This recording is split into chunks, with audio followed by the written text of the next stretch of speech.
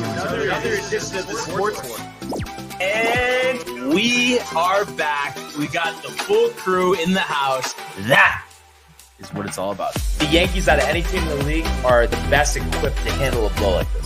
I think there is a higher power at play here. He's due law of averages. That dude is the ultimate scrub. It's trash. Yeah. Every person you have in there is fucking trash. Next game, you're going to see a big performance. You can see it in the end of the game, and I'm just totally stoked and excited for this. And we are back. Welcome to another edition of the Sports Report. It's Barnes, it's Tony, it's Zach. It's a Thursday, and we have no golf going on at the Wyndham due to the extreme weather conditions. What's the deal with that, brother? Yeah, this storm, and I think that's why the weather really has been terrible the past 3-4 days, pretty much. I mean, I guess we have a little pocket, Tony, but today kind of questionable. Tomorrow is going to be like a complete downpour all day. Oh my gosh, really? Yeah, why? What were we supposed to do? I don't know, nothing. Just try and enjoy the day. Yeah, maybe? But after weekend will be good though. Saturday, Sunday, full. Oh, sunshine. really? Yeah. Okay, well that's great. I love a good weekend weather report here. So I guess that's all right, dude. Because it's been tough. I mean, I like a rainy day every so often. But a whole week, dude. Like it's not like what is it? Seattle? Gloomy. Yeah, it's come gloomy. on, dude. It's really. What are we in England? Yeah, it's like, can we just say this? I don't Was know. this the UK? Just for not right now. This is it's not cool. This is the stretch run of the summer, right? We just want to enjoy it at the end of the day. I know it's the dog days. All right, Mets tough schedule coming up. Yankees easy schedule.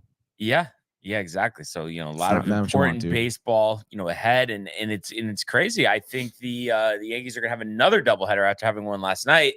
On Saturday because of the weather tomorrow. The game tonight, even in question, I think they may push it forward and unfortunately, make them play in rain for the entire game just because, the Angels, obviously this is their only trip to Yankee Stadium. They don't want to have to come back for one game. Yeah, no, that makes sense. It's always tough with those road trips that are huge because, again, you may end up in a scenario, too, like the Mets were, where you have to go travel to St. Louis for one game, make it up, and then go back on your road trip. It's tough. You don't want that, especially now at this point in the schedule, dude. Yeah. Or even the later point where it would be made up. Yeah, exactly. So, you don't want that. It's pesky weather, dude.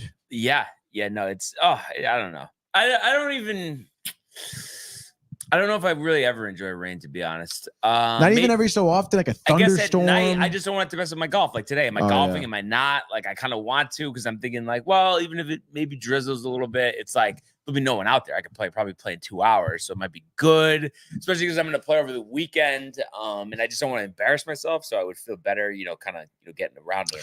Now, like you say, you're going to golf in 2 hours. Like when you're golfing, dude, are you rushing? No. Like what is like you're not at all like you run in like you're fucking like are you chill? Are you walking? You're taking your time? You're not taking your time. Well, I'm just hitting the ball, going to the ball. And it's like it's insane from all of the random people that I've played with over the years, how many people are just loafing around the course. I just at the end of the day, I don't get it. I enjoy being out there. Yes, especially a nice day. You want to soak it all up. But sometimes it's like you're just standing there. So like, what are we doing? And then it's like, we're waiting on the green because someone couldn't find their ball. And like, we're not putting, even though they're not hitting for a couple minutes. Like, why wouldn't we just put it out? Like, I don't understand that. And I just feel like there's just so much loafing that goes on, the addressing of the ball. And I noticed a lot of people too do like multiple practice swings, the bot on the tee box. Like, I'm sorry? Like, I just say bot because it's like, you're on the tee box. So usually this is with your driver, but where they're ready to go. But then it's like 1, 2, 3. No, sometimes it's literally like 4, 5, 6 after a couple practice swings. That's crazy. So yeah, and I know I'm way too antsy. I will definitely admit that. But I past one practice swing, I'm done. I just like it pisses me off, to be honest. And it's like I think some people do it, especially that are like scrub golfers, because they just think, oh, well, the pros take practice swings, so I guess that means I have to. But it's like I don't know. To me, I don't know if a practice swing really does it. I like it. I mean, I have I take 2. I think that's a good rule. No more than 2. Oh, so just to piss me off just a little bit, Tony. You want to give me 2 one tight. is not enough, dude. One is not enough. All right. How many practice swings, Zach? Probably 2. A lot of the times though, like I'm kind of antsy too. Like I just want to get out there and swing the club. What the hell's wrong with you guys? I don't want to like be up. The longer I'm up there, the more I anticipate it. I'd rather just go up there and swing. The club. Yeah, exactly. Like, oh my, no. And then you know what I noticed too? I would say my success rate, this doesn't happen all the time, but just occasionally, where you go up there, ball falls off the tee right before you're about to go. Every time after that, complete chunk. Like, I don't know. It's just like a timing thing, I guess. Yeah. Like, do you guys notice that though? Like, oh, absolutely, dude. I hate when that happens. Like, I just feel like, oh God, here we go. Yep. It's not good. It's not good at all. But I don't know. I don't think 2 swings is unheard of. It's so annoying, honestly. Like, can we just go? Like, that's just. I know. 2 Like swings is reasonable. If it's any more than 2, you dude, don't need 2. One what is if fine. what if you take 1 and you don't like it?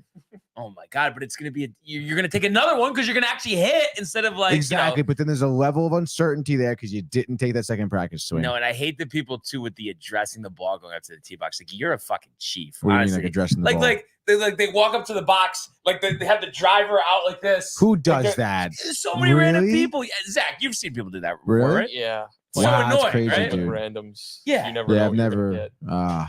I've never experienced just that. Hit the damn ball. And kind of like what Zach was saying, I just feel like a lot of people would probably do better if they thought about it less. You're thinking about it more with your bops, your practice swings, your addressing of the ball. There's more thoughts going through your head. Where if you don't think about anything and then you just go up to the ball and hit. I guess I don't know. I like to think about it. And I question. There's no way that the practice swing is the same swing as the actual swing. I think it could be. But it's not the feel, Brian. You gotta have a good feel for so it, dude. Chief. It really I don't think is. the practice swings are not. I don't think so, dude. Complete chief move. Especially when you only get 1, dude. You were saying you're in a slump, right? Recently. Oh, so you gotta call me out. Yeah. Well, I've played my best golf and my worst golf with no practice swings, Tony. So I don't plan on changing that anytime soon. Okay. What if, like, Weston next week, golfer says, "Hey, why don't you take a few practice swings? Just a couple, like nothing crazy." you know what was so funny though? I used to I'm not gonna lie though, like not practice swing, but I used to kind of just like hover over the ball too much. Well, I admit, and I hate when people do that, so I was guilty of that. I don't do that really anymore. But it was funny, and I was going through it. This is like a couple of years ago, and Pooch was like just losing his mind over this. This guy who was like so bad too, and he's like, "Yeah, I don't really know anything, but I feel like, all that like all that movement like before the shot, like I would try like not doing that." Yeah. So I guess I'm not the only one who thinks like that. Yeah, well, there you go. But there's not a part of you that just wants to go, like when you're up there, like you're just like you're excited to hit, especially if you just hit a really good shot. Yeah, I guess so. Maybe when I'm like 10 deep and I'm just like not even thinking, sure, I'll just go. But if I like, especially, off the tee box, I could see where it's just kind of just line up and go because it's just like you line it straight down the fairway. That's it. Like there's nothing really to see. But like sometimes there are like shots where I'm like in the rough or there's a hill up ahead where I'm like trying to look around and see what's going on and where I should hit it to. Maybe I should like let up on it a little bit because there's like a bunker. Come on. But it never happens to you with letting up where you hit it sideways. Yeah. And I think, and you know what? It's funny because it has happened to me and people tell me it's because I slow down. Yeah. As you're getting to the ball. Is wrong. You should always be speeding up. Continuous motion. Yeah, exactly. And you should follow through. Don't short arm it. And that's why it like right afterwards. And you get a good feel for that in your practice swings. But I would say if everybody kept it to one practice swing that play golf, we could get the average round down 10 minutes, honestly. Because the hovering, Tony. Like it's like you haven't experienced it enough. Like you would get tired because I think most of the time you play, you're not playing with random people. But like if you did, I'm saying you would be pissed. I couldn't imagine playing with randoms, to be honest. I think that's so crazy. And it's funny too, like me doing it all the time, and I feel like maybe I'm wrong here because I just, like I said, I get antsy. Sometimes I'm just like, I get annoyed very easily. But I feel like you enjoy, maybe I'm wrong here, but I think you enjoy like the random conversation more than me.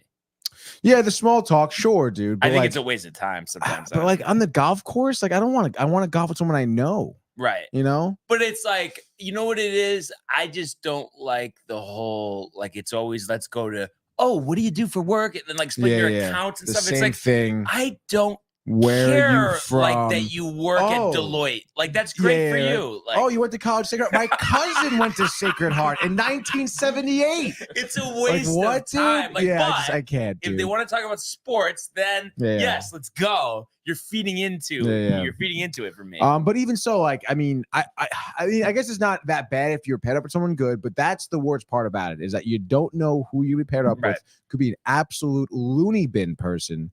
So I don't know, man. No, I think I already mentioned this to you, like, because this was a couple weeks ago. But Riley with the random conversations is like the biggest chief of all time. Mm-hmm.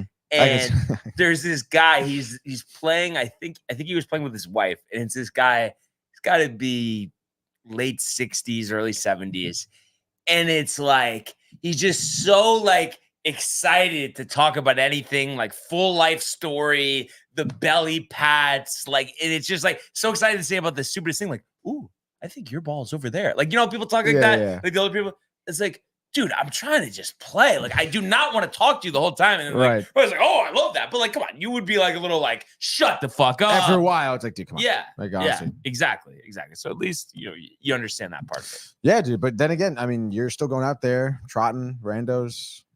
Yeah. Yeah. Well, no, like I said, most of the time it's good. And there are times where I just like, you want to leave? No, not that. I just don't even like, unless you're gonna say something to me. Like I barely will say anything. Honestly. Really? Because I'm focused on my rounds. Like like you're in your own cart, right? Own cart, but sometimes I'm forced to be in a car with a random person, and then I get really annoyed about that. So then I started kind of finagling the system a little bit, canceling an extra spot 20 minutes before the tee time. And Sterling, me and Matt were cracking up, and they're extra tight there, Tony. Extra tight. Yeah. This is last weekend. It's me, him, and Rich. Okay. And so we book it for 4. I don't cancel the spot. We're there. Oh, yeah. Our other buddy's running late. He's just gonna have to meet us out there. Like, oh yeah, what's his name? Oh, do you want to pay for him now? And then we're joking around like, hey, you late for your tea time? You think I'm paying for you? Like, messing around with the starter like that. And you were just, they never approach us again. Yep. And then they have a card on file, but it's that whole thing about how I told you how it's a card that doesn't say it's expired, but it is because I had to switch my credit card, like the number one time. So it's like, oh, you're gonna charge me? Go ahead. See what happens. So me and Matt were dying laughing about that. But I mean, what do you think? I mean, it's so tough because obviously golf courses, Tony, no matter who owns them, private, public, whatever, it's like it's a business. But I don't know. For some reason, to me, it's just annoying that it's like, oh, I have 3 people and I have to have some random Joe Schmo riding in the cart with me. And it's like in Sterling literally is like they won't even let you pay extra to have your own cart. It's like, nope. 2 carts per foursome. That's it. And it's like, I don't want to go in a cart with a random person. So it's like, we're going to do that to me? Well, then I'm going to do this. So I don't know. I mean, but what do you think? I mean, business, you kind of like, I'm kind of being a little ridiculous or no? I mean, I don't think so, dude. I mean, I don't know. I think about it like, let's say in bowling, for example, right? You go to bowling alley, you rent your lane. Like, no one else can rent that lane with you, you know? But I do understand it is a business. They want people. Hey, man, you got fucking 3 people in there. Like, just let them go. It's enough. I mean, 2 different, whatever. Like, if I'm booking a whole foursome and then canceling 3 spots, I understand that. Yeah, that is messed up. Yeah. But even so, I mean, even if like you're solo, like who the fuck cares, dude? Yeah. Like, go play the course. If you want, like, people let you pass through. You play quicker. Like, you're not going to be bothering anyone. Yeah. And if everybody had their own cart, the rounds would go quicker. And if the rounds went quicker, maybe they could fit more rounds in the day. I don't know. Exactly. Make more money at the end of the day. So I don't really know. But again, who are we? Maybe we're just naive to the ins and outs of this whole thing. But dude, do I sound like like with the stuff I'm saying? Is it ridiculous to you, or you agree with most of it other than the practice swings? No, other than the practice swings. Wait, how do you think you would have handled the guy like talking your ear off though with the belly pats and the chuckles? What is the belly pats? Like, he's patting his own belly? You've never seen like an older person like talking about a story and be like, like going like that? Yeah, I guess so. Like, he was doing that often, like the whole round, like talking around, like, oh, and you know what we did? Like, it'd be one of those things where I just start like one word answering him, like trying to be like, hey man, like taking the hint. But I would never probably flat out be like, hey man, like, do you mind not talking? Like, do you mind like just shutting the fuck up? Yo, honestly, like, stop opening your mouth right now, dude. But yeah, no, it is nice though. Occasionally, you do get a really good pairing. It just depends, but I don't know. I guess it's just, I don't know. Small talk, just not my thing. It's just the extent of it, dude. And if it's small talk, that's like not just like word vomit. You know, like that is the worst when they're just like saying things with like no means to what they're saying. And I'm like, you're like, then at this point, this conversation is stupid, dude. No, and you know what else I hate? And I'm curious how you feel about this. Like, if for some reason, if it's like you or, you know, one of my other friends, right? Like, and I hit and they go, get left. Like, when a random person does it, I kind of like don't want to hear it. Really, dude? Yeah, I don't know. It's like, shut the fuck up, dude. Like, I'm just playing. Like, I don't need you to like coach my shot along. Like, I don't know. Nothing there for you? I mean, if they're like rooting you on, I guess. But like I think it's more the whole concept is just stupid. Like, get left. Like, well, the ball's going to do what the ball's going to do. You could say get left all you want till you're blue in the face. It's not going to change anything. But right or no? Like, I mean, you're not wrong. It's not going to change anything, but you know. But do you say it, honestly? Would I be like, yo, get left? No, for your shot. Do you do it for your shot? No. And would you say it if I hit the ball like that? No. That's what I'm saying, though. There's no purpose to it. If it was going left and it needed to keep going left, then I'd be like, ooh, keep going left. but for if it's your like, shot or my shot? Anyone's shot, really, at that point. But if it's like going right and I'm like, get left, I'm like, it's not going left. Zach, are you big on the get lefts or no? Oh my gosh. Not really. No. Yeah. Or on the green. Turn. Ooh, stay down. Yeah, stay down. Stay down. Oh my God. And then another cheap phrase. I haven't heard it much this year, but it was last year. Everybody kept saying it. Good hands. Like about like, I think I talked about this last year about if you have a nice chip, like close to the green, they would say good hands. Why can't you just say nice chip? That's fucking hilarious. Yeah, good chip. Yeah, I don't know. These are just certain things. I feel like they're just, we don't need it. I can't wait till the next time we golf. Taking multiple practice swings, every shot. Oh! Stay up!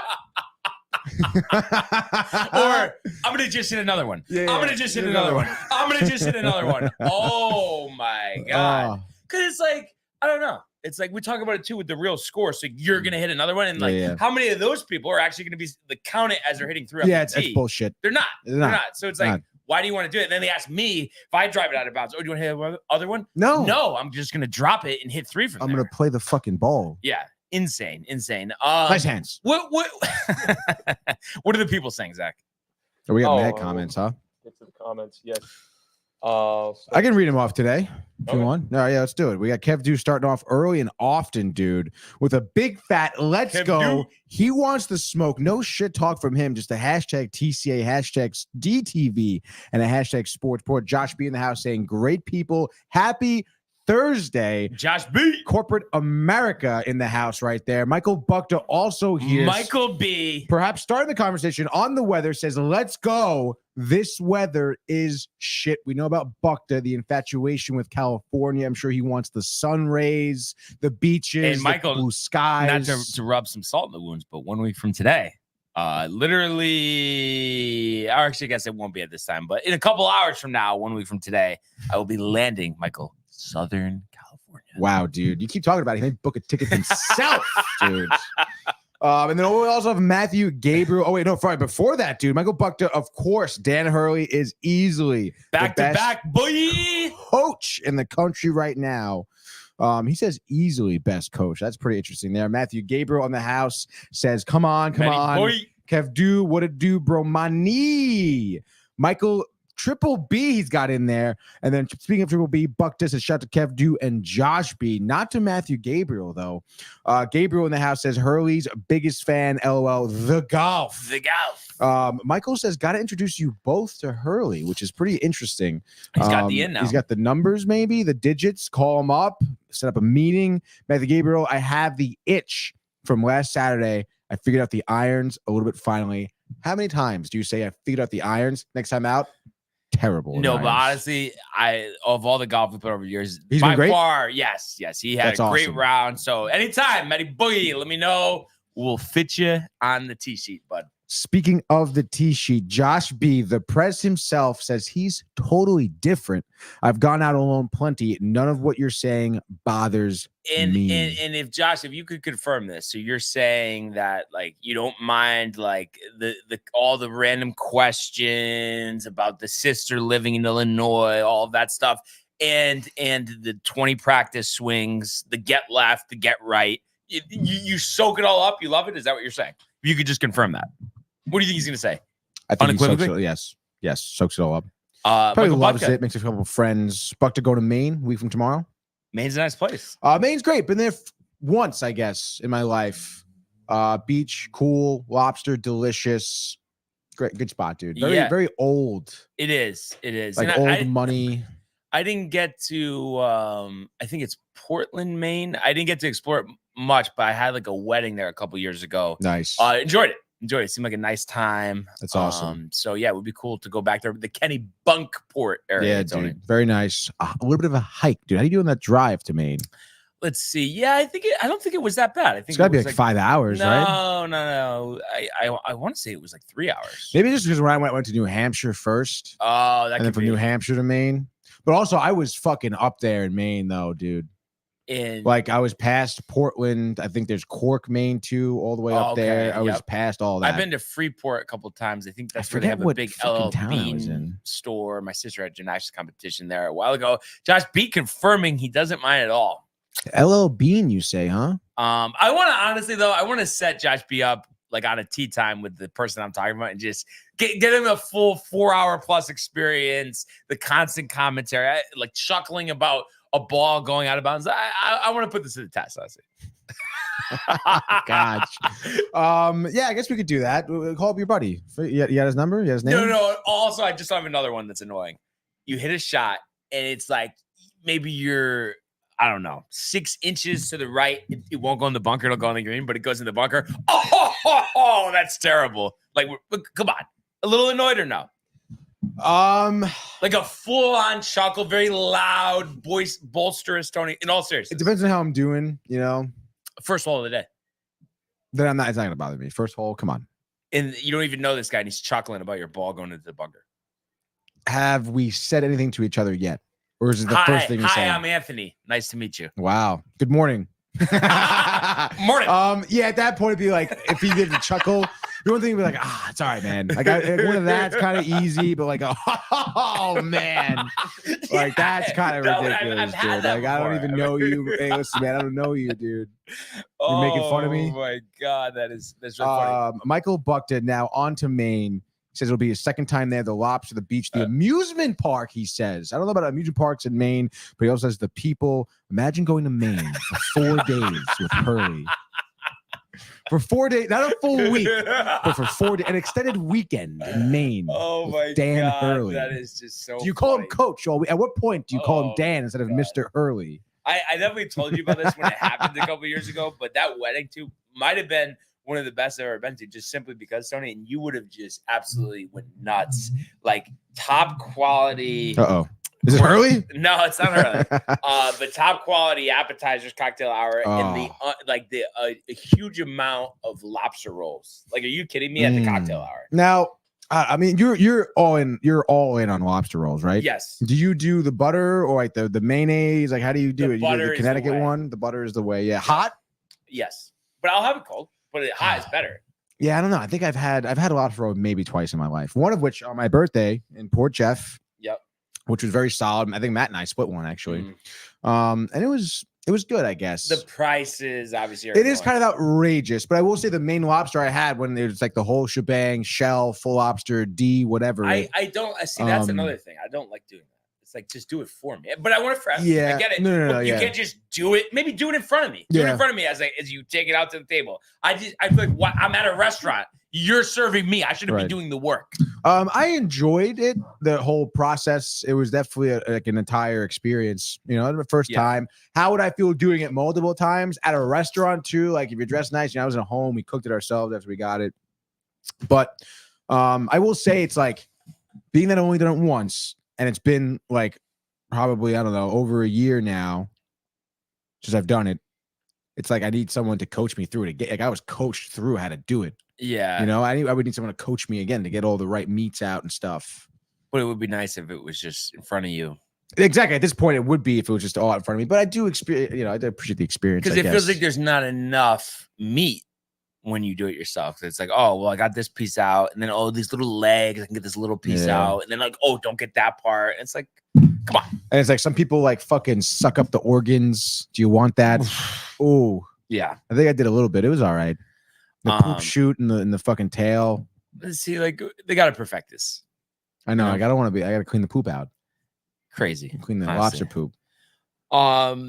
And then a couple more from Mr. Butka. Yeah, my girlfriend and her sister are taking me to Old Orchard Beach on an amusement park on my birthday. I can't wait. Just imagine Dan Hurley pulling up to me on my birthday. And meet him, his girlfriend. Yeah. That's pretty sick, dude. Good for them. Girlfriend, the sister. I don't know what's going on there. But that's great, dude. Old Orchard. Anything? Never heard of it. No. Morning. On an amusement park on my birthday. Amusement parks, I would imagine that there's not much amusement for you at that amusement park, dude, right? Do you do roller coasters, Brian? No. And even when I was younger, between being like kind of nauseous and like kind of being scared sometimes in the upside down, it didn't provide what I guess it provides amusement. Everyone else. Yeah. Yeah, all right, that's cool. It sounds like Buck Water park, though. Water park, yes. Water park, yes, dude. Like compounds, dude. The water slides. Yeah, and I think like compounds. So like, come on, like just because it's close by, we kind of romanticize it, Tony. Not really that great of a water park, honestly. You don't think so? I mean, I guess I haven't been there in a while, but to me, it seemed very limited. Not a lot of like exciting rides. I think I want to say it's pretty new. So maybe the last time you were there, you didn't see it, but I forget what the fuck the name of it is called, but it's like a giant Venus flytrap. Yep. And you go in on a big tube, multiple people on the tube. It's all open, whatever. And you go in, and there's a big ass tunnel, and then you shoot out, and there's a fucking like, they have that drop. Like in Disney, the Summit Plummet. Yeah, dude, it's dope. It's a great time, dude. And like, obviously we're bigger guys, so you get more momentum going down. Like you go faster, like it's sick, dude. That was a great ride. The lighthouse one. Would there be any hesitation for you doing the Bahamas slide through the sharks or no? I've done that. You have? Atlantis, I did that. Oh, I didn't know you went to the Atlantis. I went there when I was younger. Okay. I don't know. Is it still it's the world's biggest water slide, right? I think it still so. is? That shit was like, again, the sharks didn't bother me there. It was the fact that how high up you were, and you're just like, how like like rough. I mean, I guess we can look it up. I mean, I have to look at how high. While you're looking it up, Michael Bucket is saying, yeah, Brian, I like amusement parks better than water parks. More fucking fun. Scary rides. I don't know. It's just not, it's too much. And like, come on. I mean, I can't be alone in this where every time I would get to the top of a roller coaster, you're always thinking like, what if this thing detaches? Oh, damn, dude. Yeah, exactly, dude. I was like, the Power Tower is a 120-foot tower with 4 adrenaline-inducing slides. Now, if you had to guess, I'm trying to think. It's a 200-foot. There's a floor above us here, right?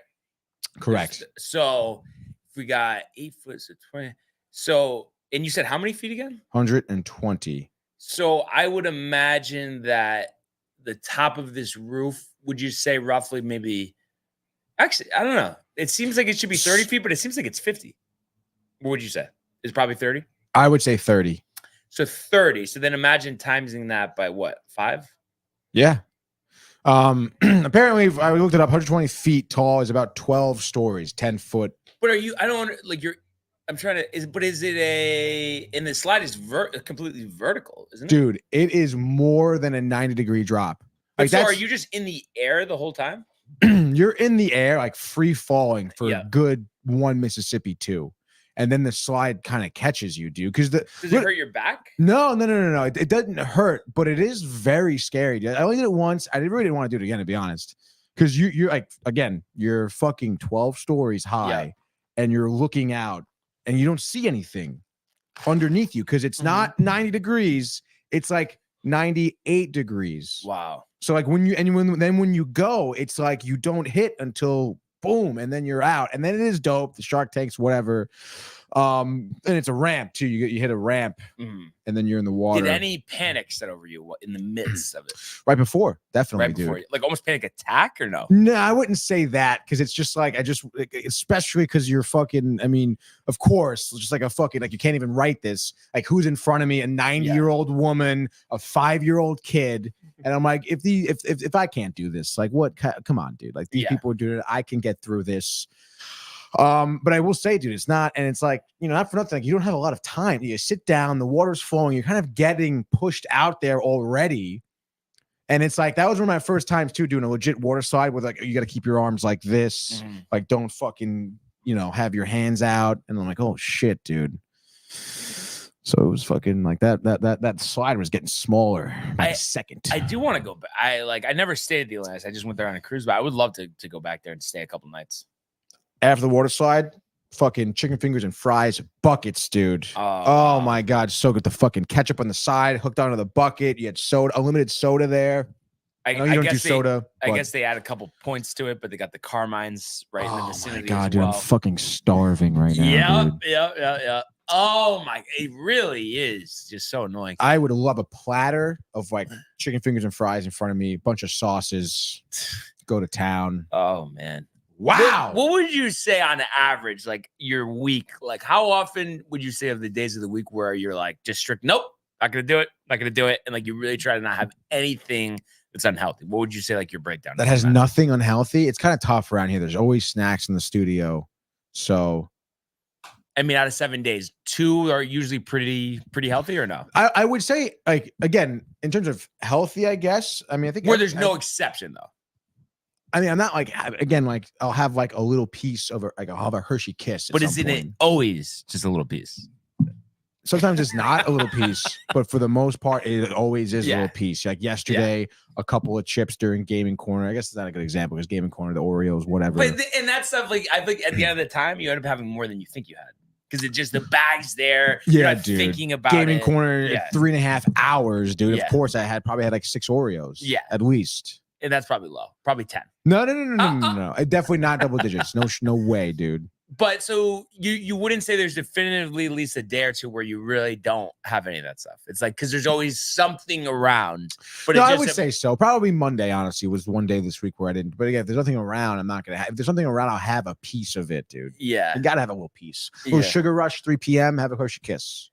Yeah, it's tough. Gotta limit it though. I feel like there's no in between for me. It's all or nothing. Yeah. There are some days though where I'm just like, fuck it, dude. Like we're getting pizza tonight, dude. Like, oh my God. And I try to limit that just because like the weekend I'm usually like that, but like during the week it's tough. Like right now, I'd love to just go get a sandwich out of this. Just do it. But it's like, man, like you know what I mean? It's like I just try to right you know now what I mean? so like good. I always tell you gotta have like some times where it's not like that, It's just so annoying too. The bread is so bad for you too. It's so funny you mentioned that too because I was watching. You know who Andrew Huberman is? It sounds familiar actually. Andrew Huberman has a pretty famous podcast. Has made his rounds around podcasts as well. I guess like officially, he's like a scientist or a doctor that specializes in brain and like your brain activity, whatever. As well as other things. I could be botching honestly his credentials. The guy's smart. Incredible story too, like I guess like kind of a misfit growing up, didn't really find himself, whatever, smart man ever. Goes through like health stuff, like not your like mainstream health stuff, like really breaks down like what's good for you, what's not. And he's always preaching like don't ever drink, which is hilarious because I listen to it. He's like, literally, like, there's no reason to be drinking. It does nothing good for your health, deteriorates your brain, whatever.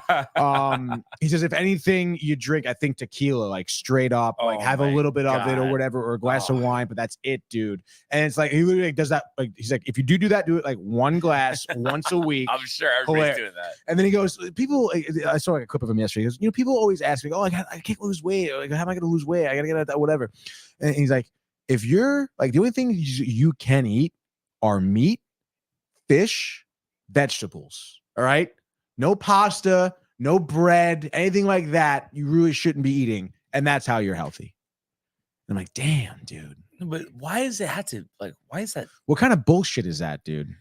It probably is true, though. Of course it is true. No, probably but is yeah, true. It's not fair to us. But again, I mean, I take what he says too with a grain of salt, because again, basically what he explained is like a keto diet almost, which is not sustainable and it can't be totally healthy. Yeah. A little bit of bread, I feel like, is fine. But then it's like, you know what I mean? You don't want to do the shots and stuff. So it's like, so what do you do at the end of the day? I guess it's just a happy medium, but what is the happy medium? No, there is a happy medium. Find the happy medium. Don't fucking drink alcohol. Don't smoke anything. You can't have pizza, apparently, either.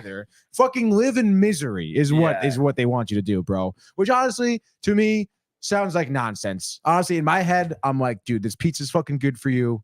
Like, let's go. I mean, I have a hard time thinking the pizza's good for me, but obviously it tastes very good. I'll give you that. But yeah, but I feel like to sit here and to try and say you don't eat bread at all, like something that everyone fucking enjoys. Yeah.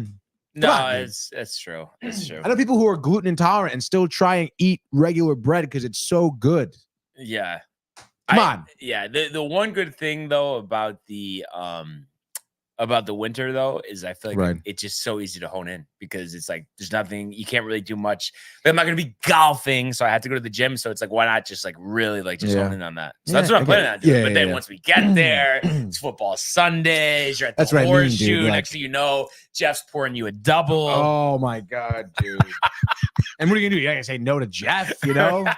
Hey man, it's like, especially. Oh my god, dude! Thursdays are so funny with him because I think he gets it around like 3:30, 4 o'clock. Yeah. And it's just like, by the time you get there, he's hammered. Yeah, no, he wants you in there at 3:30, 4 o'clock, dude. That's what he wants. So funny. Are you going there at 3:30, 4 o'clock today? I would love to, but no, we got a busy day today, and I'm actually I'm having like a nice little like housewarming dinner. Nice, with the new house, dude. There you go. Making a steak tonight, so I'm pretty stoked, dude. Nice. Yeah. What type of steak? New York strip, dude. Wow. Which is kind of crazy.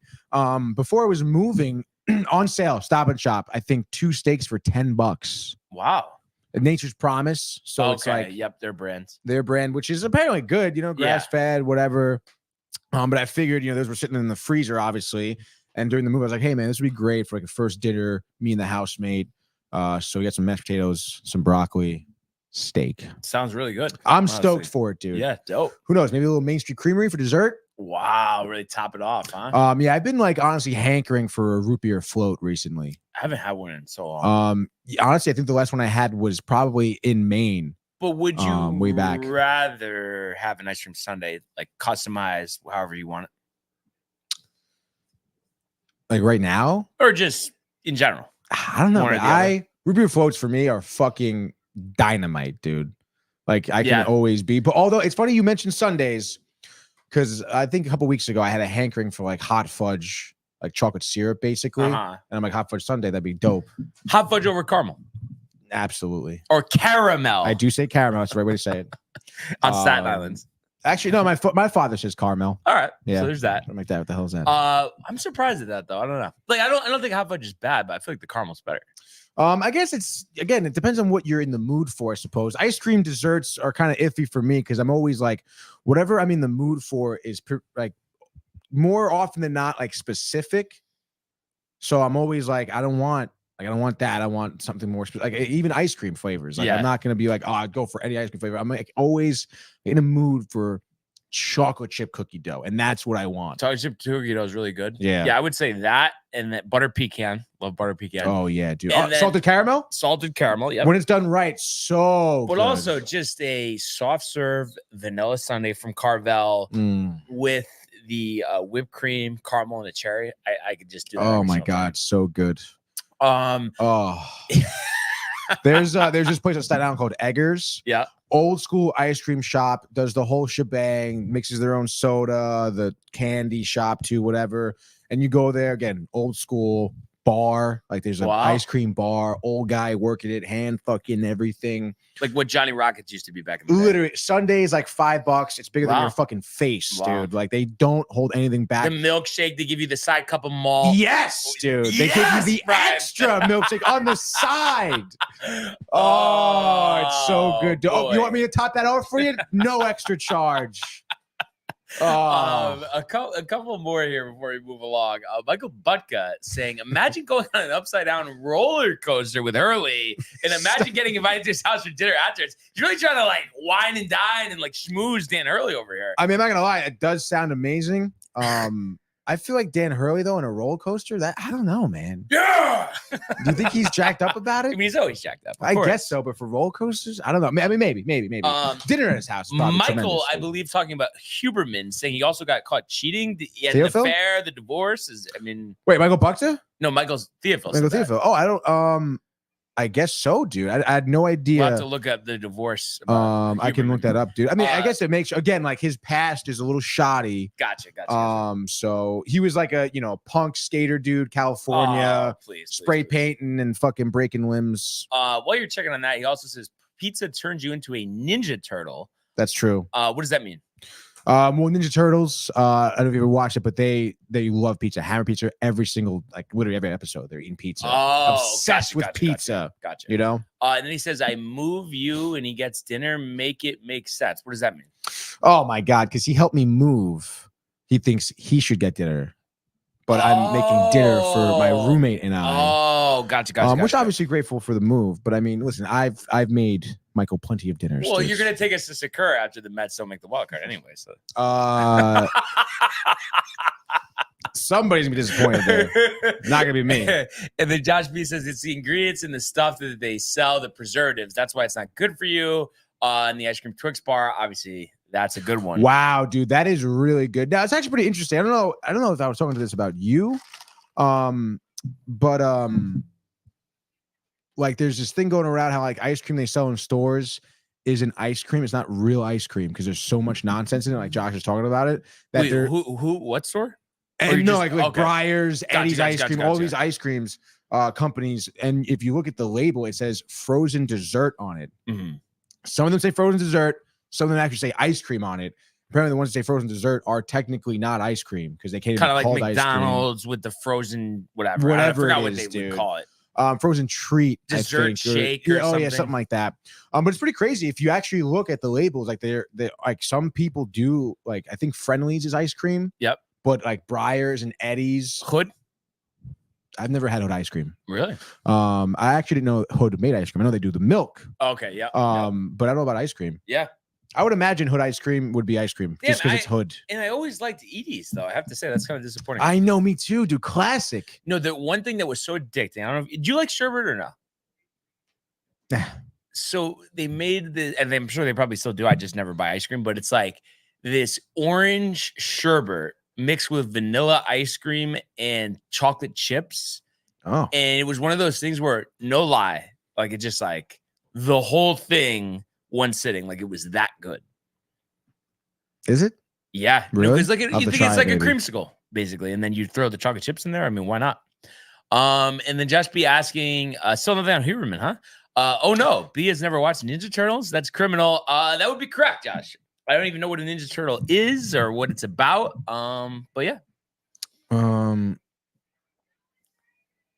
Ninja Turtles. Yeah, dude. Josh B. Yeah, I'm trying to look at the let's see. She says there's odd behavior, Huberman divorce, conversation, New York Magazine, email, text, quote, allegations made about Huberman. Looks like a TikTok video. 10 things to know about the podcaster. His parents were divorced. Oh, jeez. I mean, I don't know, man. Michael probably would know more than I at this point. He's definitely dialed in there. Yeah. Academic career, Stanford, postdoctorate, University of California, San Diego. I mean, the guy does have the credentials. Yeah. It is kind of crazy, honestly, that how much he knows. And I don't know if you ever looked at if you listen to his podcast, it's pretty solid. Again, if you try to learn more about just, again, like human behavior, how to stay healthy, both like mind and body. It's very interesting, dude. The guy, and he's got one of those like voices that is so easy to listen to. Oh, really? You know, like a John Tesh. Just nestle in. Yeah, dude. I could see your parents like John Tesh. I can see that too. My parents. I feel like, am I wrong? But I feel like, because he had a radio. So he did. That's where we'd always listen to him, especially like a long car ride. And it's actually funny. I think when we were there for Mad Dog. Yeah. After you left, I think we were talking about him. Oh, really? And I don't know if Michael brought him up or my father, but then we watched the video of him doing the fucking NBA song. Oh, you ever hear that story? Yes. How he like he had the idea for it while he was out somewhere, and he called himself and left him like the beat on his answering machine, And then like when he's able to go back home, he went home and wrote it. Crazy. Freaking awesome, dude. Yeah. Legend. Honestly. Really is like total legend. So yeah, no, that's good stuff. I think, enough about the food, the roller coasters, the divorce, the golf etiquette, Tony. Let's go to the world of Major League Baseball.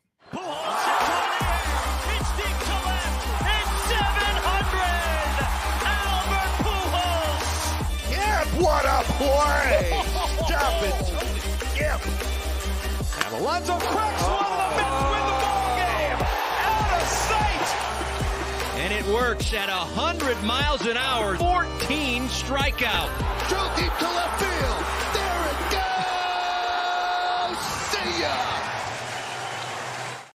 goes. See ya. Michael K. with a mediocre call on that one, dude, if you ask me. But nonetheless, dude, we're here. It's MLB. It's the segment you've all been waiting for. And we're going to get started off naturally with the Mets because it's me right now. They did win last night. We'll get to the Yankees doubleheader, splitting the sixes. Brian, we'll see what he sees. But nonetheless, the Mets now at this point, I know, we had said before the show, Braves lost last night, helped the Mets with the victory. Both teams 60 wins. Mets, though, still a half game back of the Braves, who are in that third wild card spot. And the Padres and Diamondbacks are now occupying spots 2 and 1 respectively there. And those teams seem to not win. They're both 8-2 in their last 10 games. They've been actually on fire. And that you'll see, I guess, if they can keep up with it. I mean, honestly, I can't believe Padres now 11 games over 500. I really thought that was a team that was going to be middling around 500 for the rest of the year, which they still could. I'm not sure. We can maybe dive deep into their schedules. I'm honestly really about that because I know the Mets schedule is tough. But nonetheless, getting to the Mets last night. Game 2, Rockies. Obviously, a bounce-back game needed here for the Mets. They win this game 5-3, courtesy of a Blackburn start. Second one now here for the Mets. Dialing in, honestly, dude. Put in the work here. 6 innings, 5 hits, 1 earned run, 6 Ks. Ryan Feltner on the other end for the Rockies. Only lasted an inning. We did a little research. Shoulder, lat, back issue possibly. Had to leave after that first inning. And we'll get to that a little bit. I mean, I guess we might as well just get to the play-by-play here and show you how we got to the 5-3 score. As I mentioned, top of the first, Feltner pitching in here. Gives up a game leadoff single to Lindor. Nimmo comes in, strikes out. He was 0 for 4, I think, last night. But nonetheless, he continues to suck. Winker grounds out, 1 on, 2 outs. Alonso, who had stolen second, by the way, who has got to be, I don't know, man, probably for his 25th, 27th stolen bag of the year. Nonetheless, though, Alonso, RBI single, scoring. After that, McNeil pops up, ends the inning. And then, obviously, fast forwarding here, actually. I guess we'll go with the bottom of the first two because Blackburn gives up a run here. Blackburn fouled out the first. Tofar.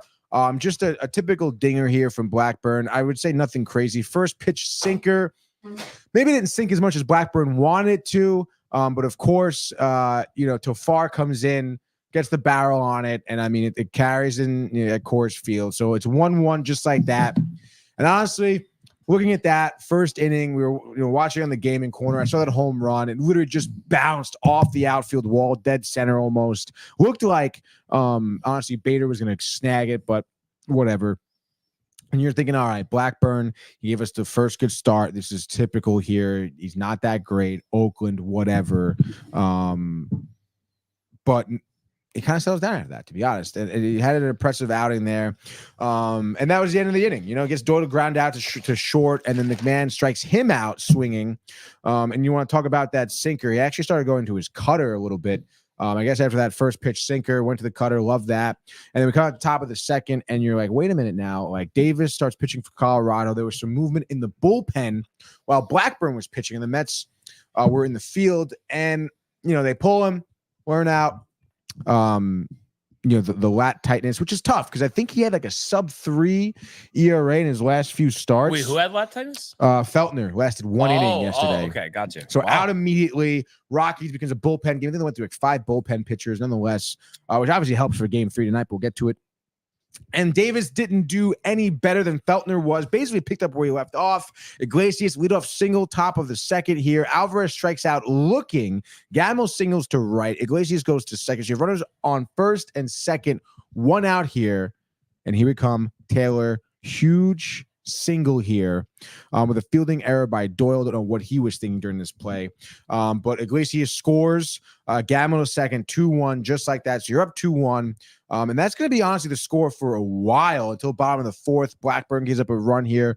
Bryant reaches on an infield single to third after a leadoff double from Rogers. Rogers has actually been hitting really well this series against the Mets.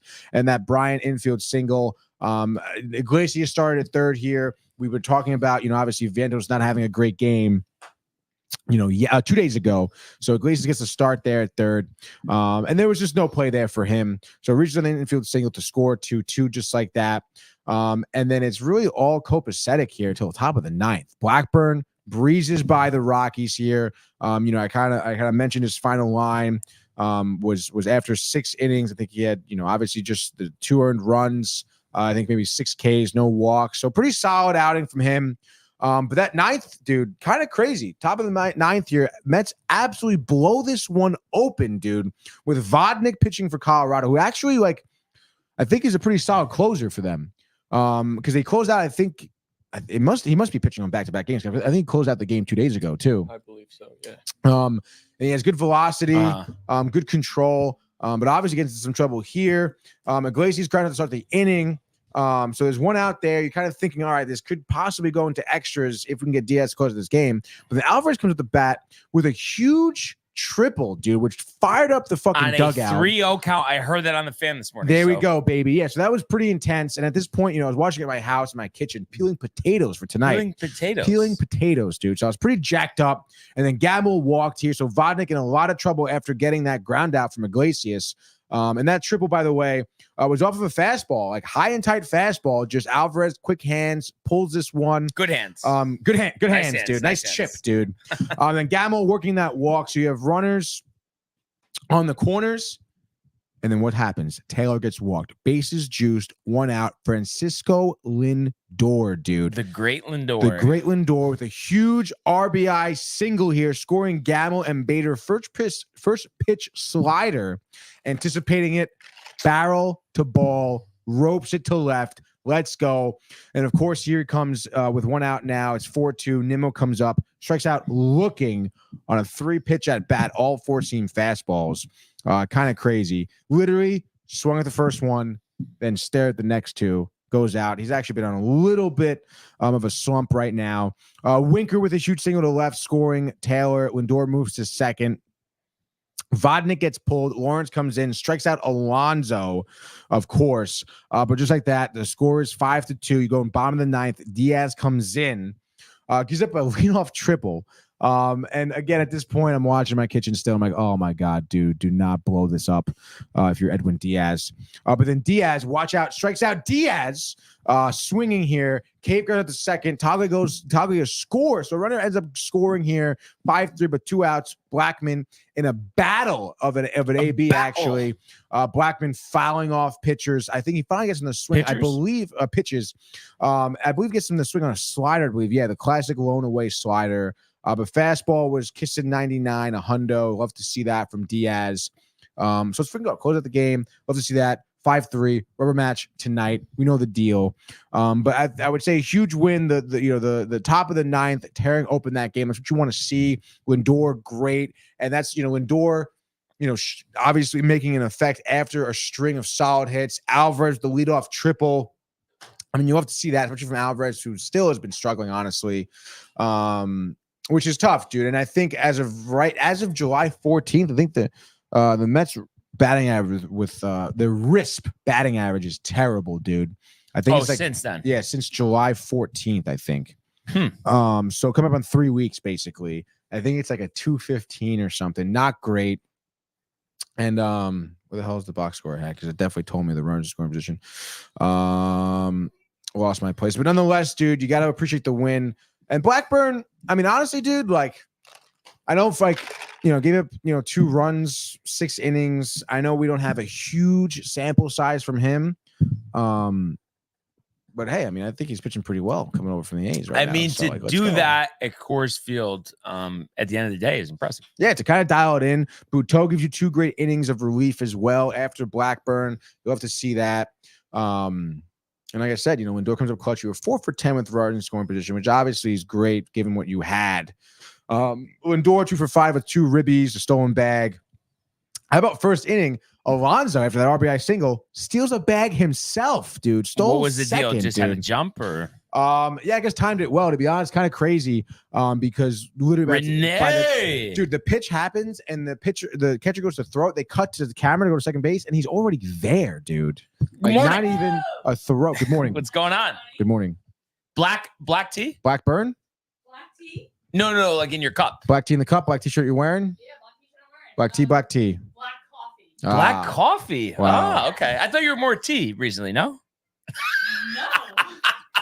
I don't know what's your name. Wait, do you ever have tea or no? Oh, Never have tea. When I'm like feeling a little bit under the weather. Oh, Just a little okay. bit, though. Maybe just the other day you had tea in your cup, and I was thinking that like you have it all the time. I think that's what it was. Was the other day like 2 months ago? Probably yes. This whole outfit. Thank you. The Converse. I wish this camera see your pull up. I mean, I guess I can give a little bit of this. Yeah. Wow. Pizza Planet. That's right. Converse. Like, but fake pizza place. I mean, being the pizza connoisseur you are, I mean, that's. I kind mean, of if you want to embarrassing. get technical, they do, I believe, have opened like a pop-up Pizza Planet, like they do for like movie restaurants and stuff like that. You ever hear that? You mean they make a restaurant because it was like popular in the movies, and they make an actual restaurant? Is that what you're saying? Yeah, pop-up one. Yeah. So, What do you mean pop up? So like they'll occupy a building for like 3 weeks. Be Oh, like, so hey, it's not permanent. Yeah, it's a pop-up. You just want to say pop up. I mean, it's not an obscure phrase. Like companies do pop-up stores all the time. I don't know. Just give me a real pizza place, no? Zach, did you wear that shirt to make Tony happy or piss Barnes off? No, I just felt like it was a good shirt to wear. We That's got a right. good win last night. It's a So, great Mets shirt too. A solid and- gray, and- good and, logo. There's different types Well of made. Mets fans. I feel like Zach is a little different than Kev do, so he's okay. I mean, obviously, he saw me with the Mets polo on yesterday. He was like, "Whoa, I should wear some Yeah. Mets gear now." And you know what, dude? What? Okay, bye. Okay, Byron. And dude, like I put this on because it's pizza, dude. Like, come on. Honestly, dude, come on. I was in the mood for pizza. Been in the mood for pizza. But isn't it like it's real pizza or it's not? It's a pizza store or it's not? How is there a pop up? You know what I mean? Like, it's kind of ridiculous. I really, in all seriousness, though, I don't get why a 3-week. Actually, to me, that doesn't even make any sense. So that happens all the time? I know it happened. It has happened in the past with like movies that have had like a fictional restaurant. Okay. And then there's actually a company that does this. So where's this pop up for this movie? And what movie are we even talking about? So this Pizza Planet specific one is from Toy Story. Okay, Toy Story like 30 years ago or Toy Story within the last couple of years? I mean, and technically it's been in every movie, I think. Really? Pizza Planet's been Okay. referenced in every movie. It's a very famous pizza joint in the movies universe. Yep. They did a pop-up restaurant in Disney actually for it. Okay. I don't know if they opened one permanently there. I don't know, dude. But nonetheless, they do serve real pizza when they're Yeah. open, so it's a real pizzeria. But I would question how good that pizza would be, especially if it's just a temporary place. You'd be kind of surprised actually, because the company that does it, I'm assuming gets contracted out to do it, and I guess they do it for multiple things. I've been to other restaurants that are from movies and whatnot, and they serve like burgers and fries, and it actually is like quality stuff. Like it's not like fast food. Interesting. Like they're putting out real food. So I'm all about it, dude. If a pop-up restaurant comes out, who knows, Stanford, Hartford around here, we're going. Yeah, I just feel like though, you know what I mean. Give me the real thing. You know what else is interesting? No, what were you gonna say first? I'm saying, man. But if it's real pizza, Brian, it is real pizza. Yeah, but I don't know. I want my grizzled vet The for grizzled pizza vet, places. dude. No, I agree. Such a random question. I was just thinking about this because Pooch mentioned me this last night, and I think there's some in the city. I could be wrong. Have you ever heard of guac time? Never. I guess it's Sounds like like a a nightmare. Chipotle, Okay. but it's open till 2 a.m. on like yesterday. I'm looking at this is Wednesday. And Where is it? One in Stanford? They just put one in The West Coast right on thing? Summer Street. I don't know where it originated from, but I don't know. I just made me think of it because like a new place, and I just thought they had them in the city. So, what is Guac time. you've had it? But now I'm tempted to get it. And the problem is, I'm trying to like have another day of healthy eating. But the problem is, even if I get guac time and I get a burrito bowl, I mean, how do you not get the chips and guac? Oh, but you hate guac, forgot. So I don't even know why I'm asking you this. Guac time Norwalk? There's one in Norwalk, but they just opened one in Stanford on Summer Street. That's pretty dope, dude. I guess. I don't know. Guac time? Like, what a stupid name. Zach, please, like, make me feel a little more sane here. You like guac, right? Or no? I actually had some last night at my friend's house. There we go. Is it like you think it's pretty, like a really good quality guacamole? Like, you're feeling it? Yeah. Like, I'll make it on my own sometimes, too, at home. Yeah. I like it. Tony is just out of his mind. I don't like avocado. I don't like guac. And you know what? First of all, it's guac time. Sus. They're like, their logo is exactly like Chipotle's, just green and with the fucking avocado in the middle. I think, though, you just haven't had the right guacamole, to be honest. Stop it, dude. Have you had Whole Foods? I don't think so. Probably. No, probably. I don't know. I've had a million different fucking Trader Joe's, fucking Geronimo's, any fucking Mexican restaurant. Because everyone and their mothers has to get chips and guac, dude. But so this seems more like it's not bullshit, that you don't like the taste. It's just that you don't like that everybody's obsessed. No. I don't like the taste. And then no, I do not like the taste. I've tried it numerous times. I'll have 3 chips of guac, and I'm fucking tired of it. All right, and I think it's a waste of space. Well, yeah, if you don't put enough seasoning in it, of course you're gonna be tired. I've had it seasoned. I've had it taste like fucking onions. I've had it too salty. I've had it regular. You make it for me. All right, Zach can make me one too. But it's just so you go to any Mexican restaurant with like 20 people. This seems more like, we gotta get the guac, dude. Where's the fucking guac, bro? We gotta get guac, dude. Dude, Tony, you gotta try this guac, man. No. You never had good guac, dude. This is fresh, bro. This is a personal vendetta. This tastes like the same piece of shit guac I've had everywhere else. No, this is a personal vendetta. No, it's not. No, you're lying. You're lying. I see it in your face. No, I'm not lying, dude. I'm really not. And then they put guac on. Have a guacamole burger, dude. No, you want guac in your burrito? No, I don't want guac in my burrito. I really think this is one of those things you talk about how Huberman and studying stuff. I think the whole obsession with the guac has tricked your mind into thinking that it's not good. Look, it's not even just guac; it's avocado too. I don't like same avocado. Thing, but you don't like avocado. That like everybody likes it. That's what it is. Everybody's obsessed with it. The extra charge. I know all of that stuff like mentally plays into this. Well, like Chipotle. Oh, it's gonna be extra. Oh yeah, true. But then I don't have to do that, dude. And I've even done too. Where Chipotle's like, hey man, gift for you, free guac. I'll try it. I don't like it. Yeah, but Chipotle doesn't have the best guac, though. Like, hello. Like, you got to get it from, like, a Mexican place, like, fresh, made on the cart. See, dude, honestly, I had a similar conversation with one of my buddies at the bachelor party where, like, I told him I don't like Cracker Barrel. He's like, well, you don't have to order. And I'm like, not for nothing, dude. Like, if I go... So why don't you like Cracker Barrel? Because I think their food is bad. Zach? I don't even think I've ever had it, to be honest. It's not good. It's like mediocre what did you food. Eat from there? I've been there for breakfast and I've gotten like, biscuits and gravy and eggs and whatnot. Biscuits are like the best thing they have there. Honest opinion. But biscuits and gravy, why are you getting the gravy? Have butter. Because it just that's what it comes with. No, right, dude? No, but they give you on the I've gotten side, though, I've gotten the fucking bullshit dumplings. Okay, I've gotten the meatloaf, the mashed potatoes, the beans, dude. You can get the meatloaf and you're getting the wrong thing. You are. See, what the fuck does that mean, Get the pancakes. bro? Get the pancakes. Pancakes? If I'm gonna go to breakfast, I'm gonna go to a fucking French diner, toast. first of all. Stop it. All right. It is basically I don't want to hear you didn't order right. What does that mean, bro? If you have it on the menu, I can order it. Yeah, but you would even admit I've had multiple meals there, and it's not good. I've had multiple guacamoles from different places, and it's still not good. I guarantee I could pick out an assortment of things that you would Bar really Taco? I've had that. Yeah, Bar Taco is really good. You just I had their guac. System with the bartender. No, first of all, Michael has more of an issue with the system because he's been in the industry, sharing tips, the money, whatever. I'm all about the fresh, clean limes. The prices are outrageous, but I will say, dude, that guy. The whole time I was there, just fucking squeezing limes all day. You got to respect that. All right. Oh, okay. The fresh I thought lime you were saying juice. it as a negative thing. No, because the margaritas are good. The margaritas are great there. Fresh lime juice. Thank you. But I can appreciate that credit. But everything else, dude. A pork belly taco. How do you not appreciate that? It sounds good. No, I do appreciate it. But I don't know. I feel like, in my opinion, kind of small.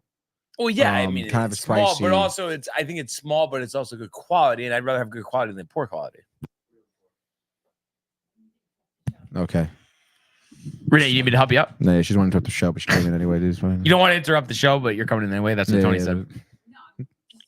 Okay. All right. So that's my take on the guacamole. And guac time out of business is probably soon, dude. Oh, please. I'm going to try a full review tomorrow. Dude, I'm looking at probably like almost 20 locations. It looks like. Are they in New York? Brooklyn, Manhattan. Where's Brooklyn at? Williamsburg, Brooklyn, Bay Ridge, J Street, Nostrand Avenue, Flatbush, Jamaica, Queens, Chelsea, Manhattan, Belrose, Queens, Franklin Square, Hicksville, North Babylon, and then we have New Jersey, Jersey City, I'm assuming that means. And then we have Stanford and Norwalk. Wow, that's a lot of locations. So we have 14 locations so far. And I'm sure there'll be some stupid schmo who opens one up in Fairfield soon. Everyone's gonna go crazy. Guac time, answer the guac. Matthew, just please tell Tony that he's insane. Matthew Ryan? No, Matthew Gabriel. He just says dude. Josh Big Boy. I just started this, and it's funny how things make you think of other things. So you said West Babylon, made me think of Babs, who obviously we met at the at Mad Dog. Yes. So his former partner, one of his former partners, Willie Colon, who used to play on the Jets, was filling in for Boomer and Gio this morning on WFAN, had it on The Office. They simulcast CBS Sports Radio or CBS Sports Network.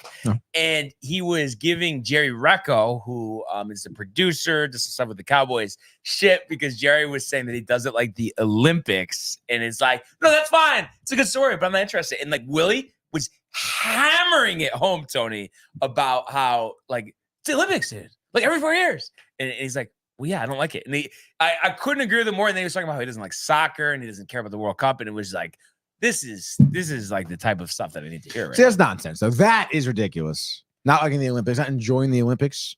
There's so many phenomenal storylines. People literally working their entire life for one shot to get gold. But you don't even at least agree with the sentiment that, like, all the time, I'm not into track and field. I'm not into swimming. So why every 4 years I'm going to become a big track and field? Because it's a grand stage. But that just because it's a grand stage, like there could be the grand stage of, I don't know. Track and field? No, like if every 4 years there was some big movie presentation. Like, well, I don't like movies, so I don't care about it. So what's different with this? Well, I mean, I guess maybe nothing, but I think that's an odd comparison. You're going to a movie presentation versus like an 8-second race, I mean, like, come on, dude. And again, like, talk about like, you not watching movies, want to watch sports. I mean, these are real people doing real things, accomplishing great feats, Yeah. Like these are guys that, Michael Phelps' record was broken by a French swimmer. I mean, that was a big deal. I didn't even know that happened. Yeah, he had a tremendous, I believe he had the world record, Mm-hmm. and then someone else held the Olympic record, or it was vice versa. But this guy beat them both. And that's like a record that obviously was held. I mean, Michael Phelps, tremendous athlete. I mean, it's cool to see what these people can accomplish. And not to mention, I mean, I don't know. I think the coverage of it in terms of broadcasting is quite phenomenal. I mean, Tirico's the legend. Tirico is an absolute legend. I did kind of enjoy Bob Costas back in the day when he was doing the Olympics. Remember when he had the sty? Oh my God, God, off dude. the coverage in Sochi, I believe. Sochi, it was in Sochi. There you go. He was good for the Olympics because it is like that's something you want to hear history about, Yeah. So that's dope that way. And then I don't know. I feel like for me, like maybe not interested. I'm not interested in track and field. I mean, I'm not watching the nationals. But to me, like watching someone fucking sprint. I think they have like the 15,000 meter or the 10,000 meter. They have a 10K, and it's like, dude, these guys run like a sub 5-minute mile for a 10K for 6 miles. Yeah, which is crazy. I mean, these are it is athletes, and you know what is cool about it too? Honestly, like seeing guys, I mean, like from like third world countries win gold, and like you hear they go back to their home country, they're like gods, bro. They get houses from the government, they get money. It's cool to see that. I think there was quite a few people too. I think there was an Olympic sprinter who won gold, first medal for her entire country. For a lot of countries, it means a lot, Yeah, no, and I think it just, again, like kind of like what Jerry Recco said this morning. It's like, yeah, that's great. It doesn't pique my interest. I'm sure it piques some other people's interest. Which is fine, I guess. Just like it's fine that I don't like guac.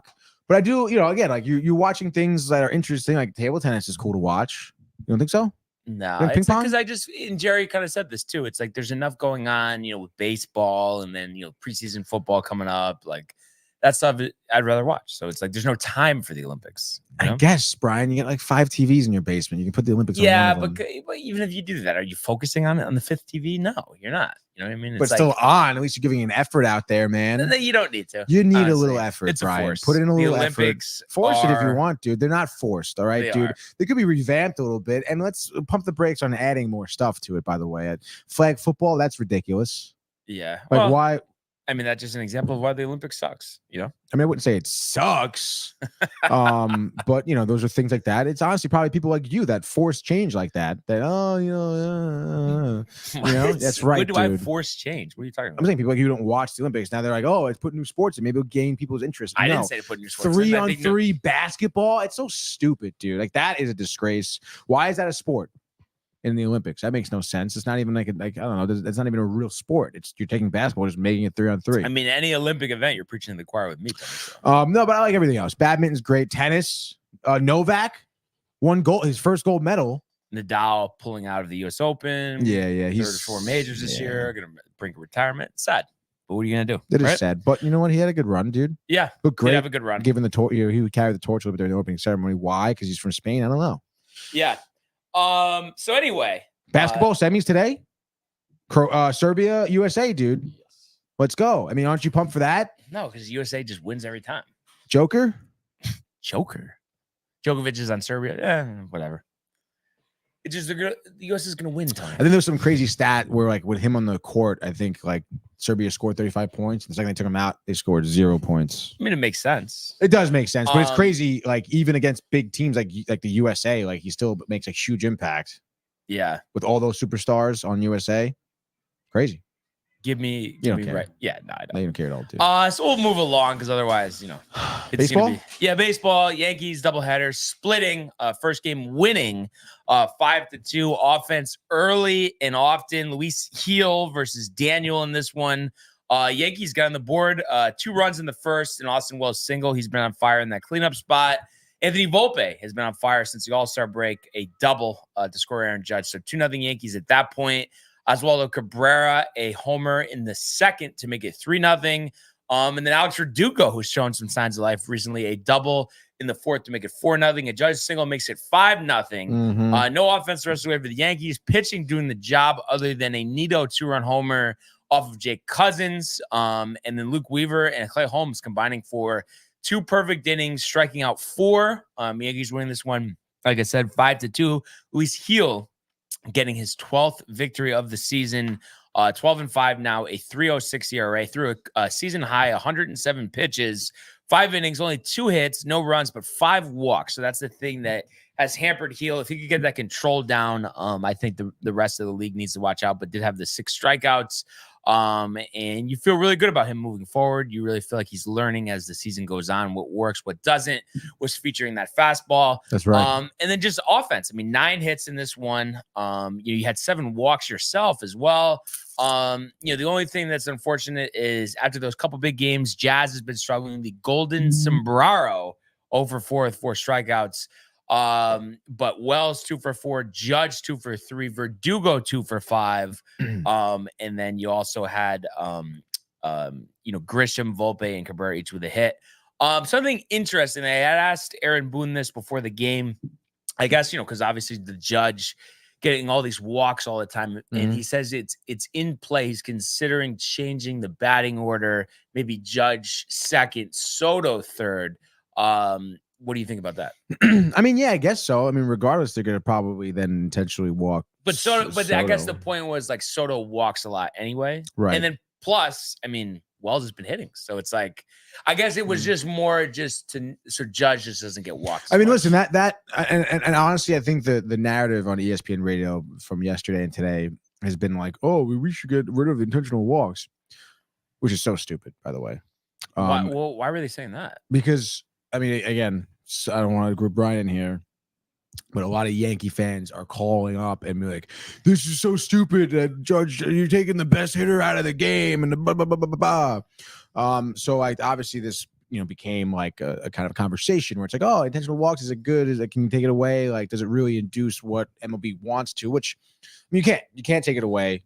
There's no such thing as taking away intentional walk. And it's just a waste of time watching the pitcher go like this with the catcher. Like, why do we need to see that again? Well, no, not like they're saying like you make him pitch to him. Yeah, you make him pitch to him, but he can still pitch around him. Like there's no way you can govern intention of that's a waste of time. Exactly. So stupid. It's just literally crybaby fans.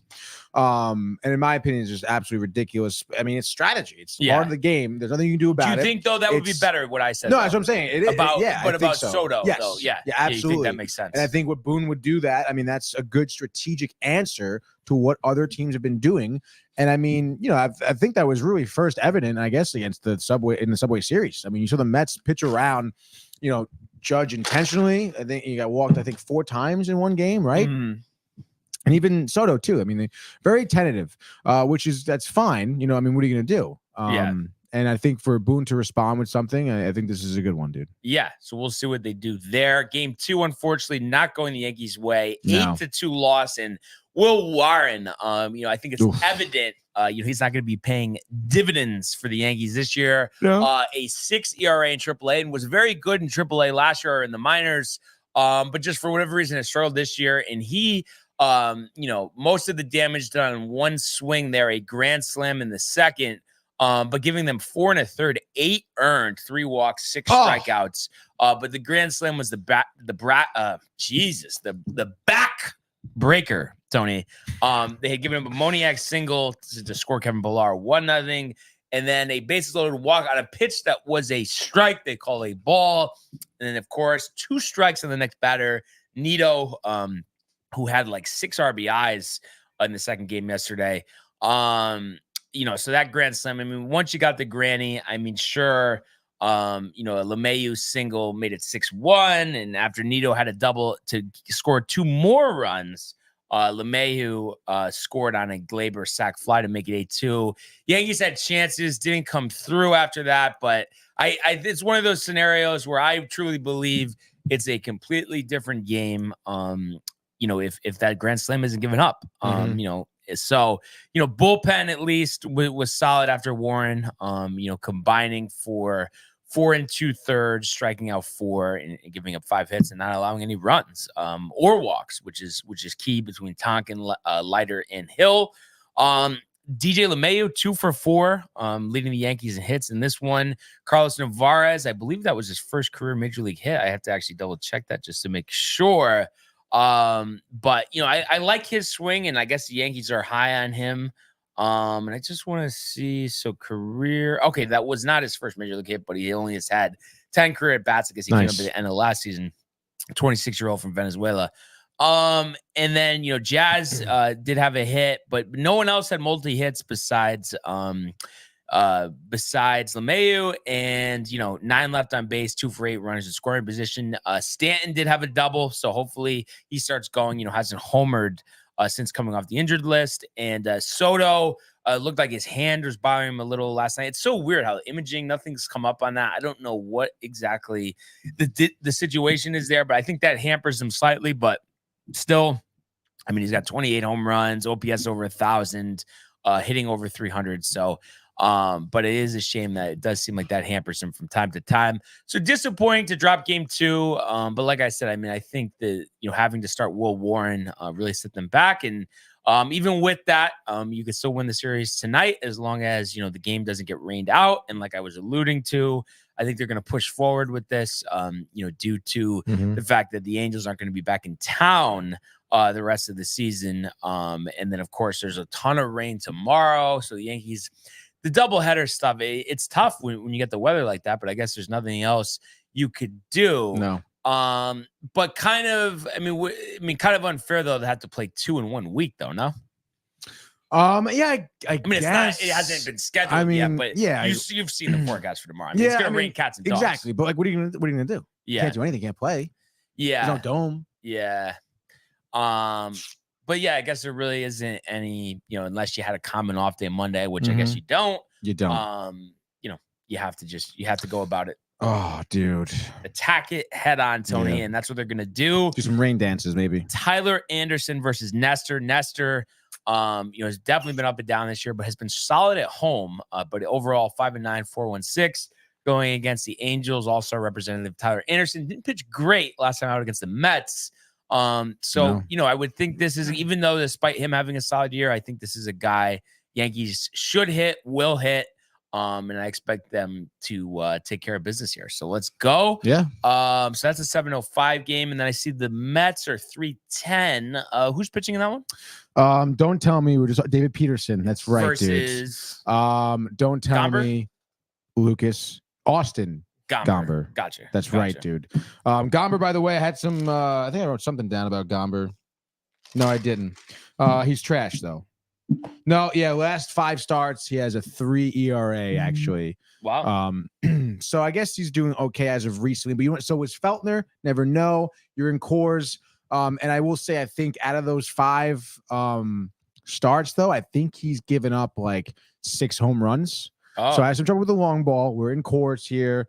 And those games were not all starts in Coors. Some of them were away as well. So I think ample opportunity for the Mets to kind of hit up on Gomber here. And not to mention, I mean, if he does get hit early, hopefully it will stay often, because I would imagine Rockies, you used like 5 bullpen guys last night because Feltner lasted 1 inning. So your bullpen is probably a little bit stretched out, I would imagine, for game 3 here. So, I mean, you want to be stoked about a dub.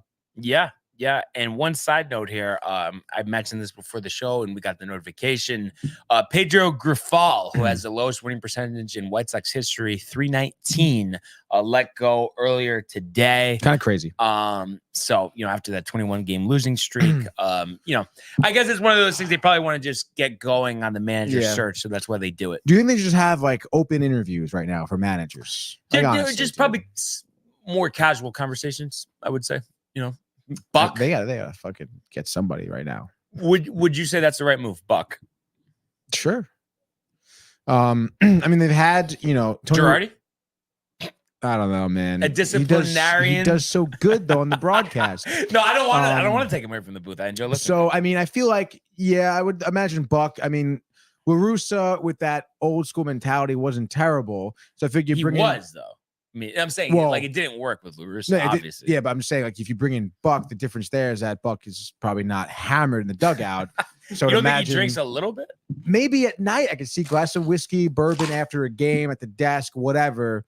But I mean, there's no way. I mean, it's not LaRussa. LaRussa was popped, bro. Like, get out of town, like he was out of his mind. Was it Moncada he sent back down, right? Yes. Because of the grand slam during a 12-0 game or something. Yeah, no, but then there was somebody else too that I forgot who it was specifically. And then you're having a lot of issues with people, dude. Yeah. But I feel like that disciplinarian attitude would be good right now. So let's bring in Buck, dude. Why not? Yeah, let's see what happens. But let's also see what happens today in a full-on abbreviated baseball frenzy. All right, dude. Thirsty Thursdays. We're here to quench it with a nice frenzy. You know the deal. I already brought up the Mets. Brian said it 3:10. The early game. Set your fantasy lineups here. It's Peterson. It's Gomber. What are we going to do? The line is set at -160 here on the money line for the Mets. Over under, just like yesterday, is 10.5. Will it hit an under for the 3rd time in a row? We shall see. Peterson, 5-1 record, very impressive, 3.47 ERA, pitched pretty well as of late. But how is he going to do in Colorado? Who knows? Gomber, we mentioned, will get popped here. Pete Alonso, slicing and dicing, stealing bags. I think he's going to be a very impactful player, as well as Alvarez.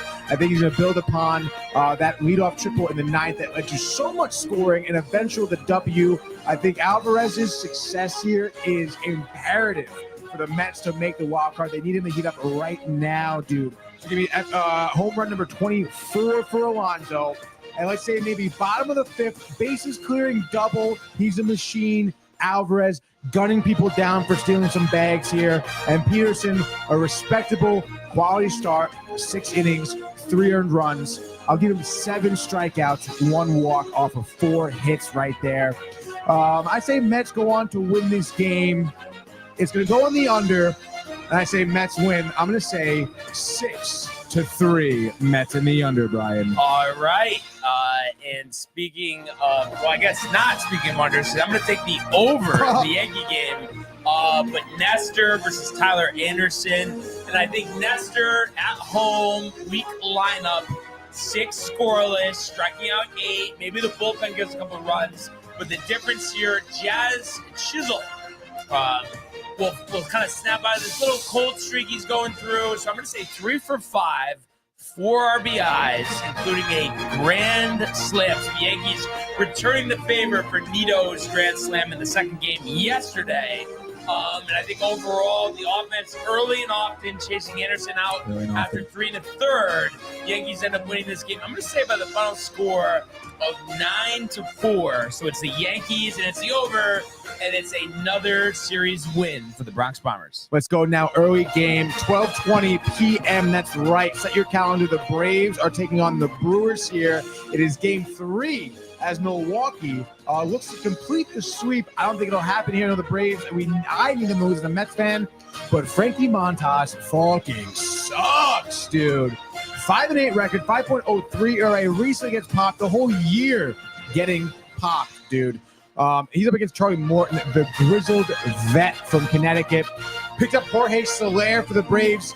Not starting today, so fuck me, I guess. There you go. But I still think the Brewers are going to lose. Can't believe they have 64 wins. Braves went on to win this. Over-under is 8.5. I think Montas can give up fucking 5 runs easily. Morton are the 3. So give me the Braves win this game. I'm going to say 6-4. Braves and the over here. No Jorge Soler. God damn it. Speaking of picking up players and pitchers and all of that stuff, I picked up Randy Vasquez starting up against you in our fantasy matchup.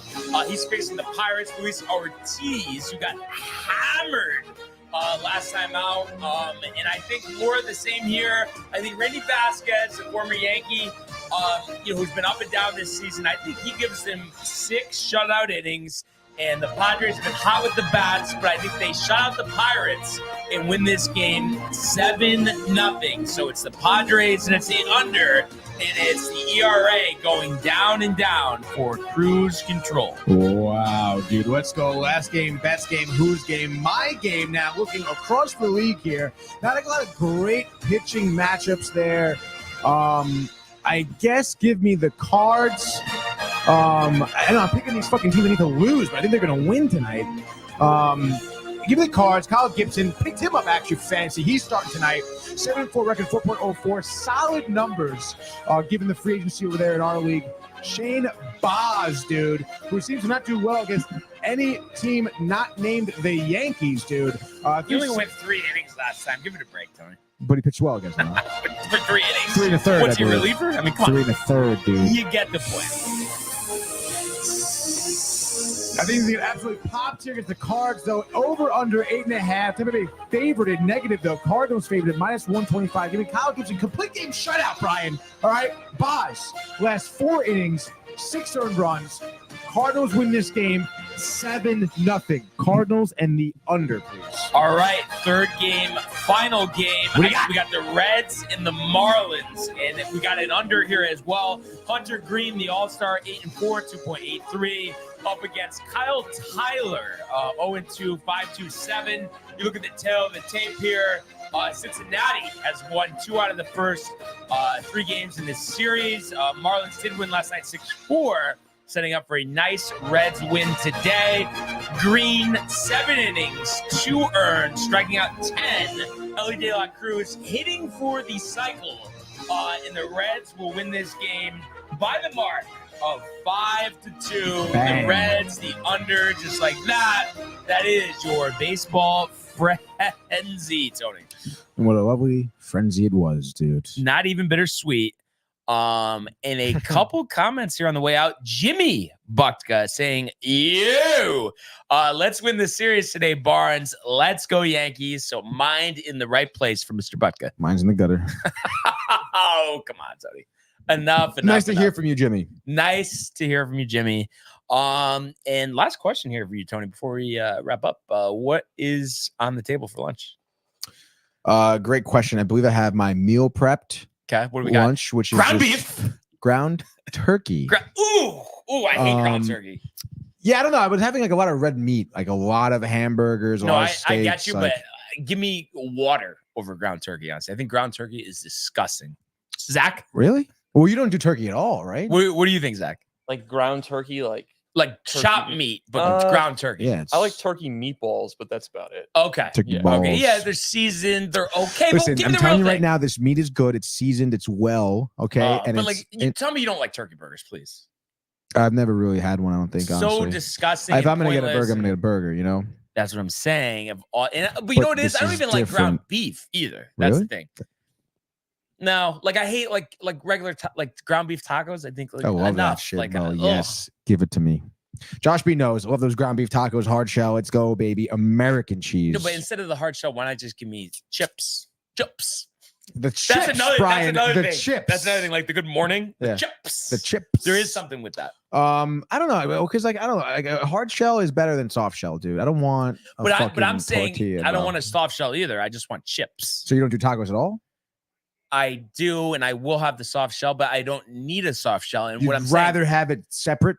yeah, I'd rather just have with chips and salsa on the side. Yeah. And guac. So obviously, basically, like if you're going to Chipotle, you're getting the bowls every time. every yes. time. Yeah, because a wrap Um, by itself does not taste good. There's a million calories in it. Why am I getting it? Yeah, dude. That first of all, the whole preconceived notion of how like a wrap is healthier than Healthier. bread, Nah, nonsense. Huberman talks about it actually. of course. But for lunch, it's gonna be the rice with the ground beef, seasoned very well, tasty, Ground delicious. turkey. Ground turkey, sorry. With peppers, like bell peppers, onions, and jalapenos as well. so dude. more or less similar to your renditions that you've had of the ground beef in recent weeks. Literally same deal, just with turkey, turkey. substitute turkey. Are you at all excited for it, or kind of? You know, I am excited for it. Because honestly, it's good. It is good for me, and I'm pretty excited. Although, again, Huberman in my head, no rice, which is just ridiculous. I don't know. I wish I could like know what like the perfect thing is where it's like I could really enjoy what I'm eating, but it's like going to be effective. Like, is there such a thing? So it's like, honestly, I think potatoes seem to be pretty good. He talks about potatoes a lot because it is a carb, but technically a root vegetable, a lot of potassium, vitamins in there. I guess his point is that bread doesn't give you much sustenance in terms of that. I always thought potatoes were a no-go. I think that they're supposed to be like a good carb for you, are they not? But is it like, oh, not too much, of course. Well, yeah. Well, obviously, like a baked Moderation. potato. I hate like, when people like say we're not that. doing like mashed potatoes with like a bunch of shit in it. We're doing like No. a baked potato, little salt, pepper, butter. And That's then it, like, dude. oh yeah, we could put up in the air fryer, make like homemade French fries. Oh wait, the air fryer is terrible for you. What isn't terrible? See, that's for what I you? heard too. For air fryer is bad for you. And honestly, again, I think it's just a whole lot of nonsense. I think it's all just nonsense, dude, to get you scared to buy other things. Huberman, whatever the fuck his name is, tell me I can't have bread. Nonsense, dude. Only eat meat and vegetables. You know how expensive meat is? Meat's fucking expensive, dude. Chicken isn't too bad. Chicken's not too bad. But again, like ground beef, you get like a pound, it's like fucking $15. Yeah, but ground beef sucks. Though. Ground beef does not. I don't know what your It's issue is not against ground beef. Good. What's wrong with It's ground not, beef, it's dude? not good, Tony. Um, Like a burger is good. A that's steak that's is good. ground beef. Yeah, Burger is a but ground I beef. guess it's just the maybe it's just the whole thing. The bread, which again isn't good for you. But I love a good burger. What do you want me to say? Dude, I don't really have them that much. There's but they're good. nothing like a good burger. Have you ever tried? What the fuck is the place in New Haven? Is it Louis? Is that Oh, I did Louis have lunch? it once. What do you Yeah, think the about it? burger was burnt. Yeah, it wasn't really that good to be honest. Because that's like a big claim to fame for Connecticut yeah, with it's the the first one, but it's not really that good. Have you had it? Never. Never had it. Okay. And honestly, it's kind of funny because I've passed by that place so many times. But I honestly, like, not for nothing, it's fucking tiny. It's always packed in there. Yeah. I never have an inclination to go in. And it's like I can get a good burger anywhere. And also, like, the whole question of like the first place of the burgers, like I also question that. Yeah. One of those things also, who cares? Like, just give me a good meal. Like, you know, And yeah, I like, don't need a history lesson. Bob Costas, yeah, I guess so. you know. I feel like you're kind of excited that you have to have the ground turkey, to be honest. Like you're playing it off, but you're like, No. I want a nice Listen, sandwich. first, well, I mean, obviously, a nice sandwich would be great. Or Gaetanos pizza. or pizza, sure. But listen, make the sacrifice, lunch, rice, whatever. We're gonna have a healthy dinner too. I'm gonna feel good about myself later today. Potatoes? Potatoes good for your potassium. No. I'm saying the potatoes are chopped up. Yeah, the mashed potatoes. Yeah. They'll be mashed. Salt, pepper, heavy cream. Not that great for you. A little fattening, but hey, it'll be freaking delicious. Yeah. Well, last question here to wrap this up. What do you got? Is there something out there though you think where like the perfect combination of things where we would enjoy what we're eating every day and it would be effective to aid with like getting in better shape? Like, is there such a thing in your eyes? Where you're riled every day to eat? like eat a healthy meal and you're riled for it every day. Is there like a good? I mean, I want to say yes because there's so many different ways to cook healthy food. Yeah. But it's just like then you're going to be out there and like you're putting in the fucking time, and it's like there's a lot of trade-offs because like the ground beef thing, healthy for you, it's tasty and it's easy to make. But then like having that 4 times a week, Watch the cholesterol, doing the next thing like the same thing next week. Like I want something different, but then what? I look at a recipe. I go figure out something. No butter, out, dude. No butter. Exactly, not too much salt. Watch your potassium levels, dude. Exactly, dude. There is no happiness, dude. Yeah, it's over. They just want us to suffer. Oh, dessert. Suffer. You're having dessert, dude. Oh no, you're having dessert. You're eating ice cream, dude. Watch the sugar. Do you know what you just did, dude? This one scoop of ice cream just ruined your entire diet, dude. Like, why did you even eat good today? Oh my God, God, come on, man! Give me a fucking break. It is crazy. It is crazy. God, I can go for some pizza right now. I could go for anything right now instead of Sakura my chocolate would be good, chip dude. Protein bar. That protein bar, that's got to be not good for you. RX though, I mean, compared RX, to other ones, it is actually compared to other protein bars. And it's more of a compact thing. Again, like the inconvenience of going to a salad bar every day for lunch or making it on your own. It's annoying. What do I do? Yeah, I'm just sick of the whole thing, honestly. Yeah, it is really annoying, dude. But I guess that's what they call life, Tony, right? That's what life is, dude. Annoying. But it'll be a little less annoying if we can get a series win tonight. And the rain will hold off and we can get the golf round in. So Mets need it, dude. Yes, the Yankees will get it. Dude. The Mets, who knows? I can't promise anything.